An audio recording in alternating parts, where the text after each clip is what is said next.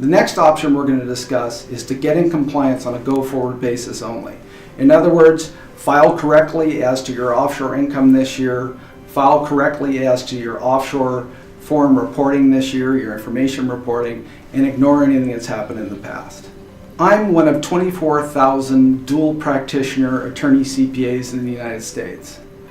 I have people coming to me all the time that said their CPA said, just ignore this issue. You're not going to get busted for it. Let's just pick it up on a go-forward basis. To me, this is insanity. Once again, the advisor that tells you this is gambling on the fact that they believe the IRS doesn't have the ability to identify your past non-compliance. Let me tell you why that doesn't make any sense.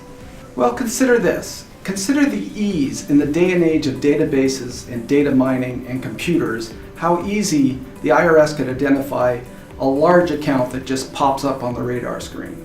Through my continuing education, it is my understanding that the Criminal Investigation Division of the IRS is doing just this as we speak. Imagine this, for example. John Smith reports for the very first time that he has $1.3 million on deposit with a financial institution in the Cayman Islands. Imagine you're an investigator that's been asked to look at this. What would you do? The first thing I would do is I would pull up the last 8 years of tax returns that John Smith has filed and look at their earning capability and what they reported in the way of net income each year.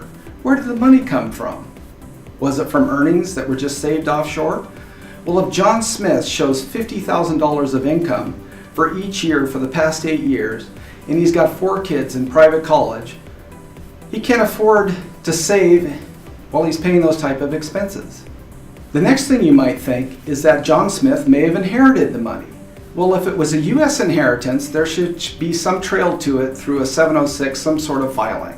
If it's a foreign inheritance, there should have been a 3520. So you search those databases and you rule out that he got it from gifts or inheritances.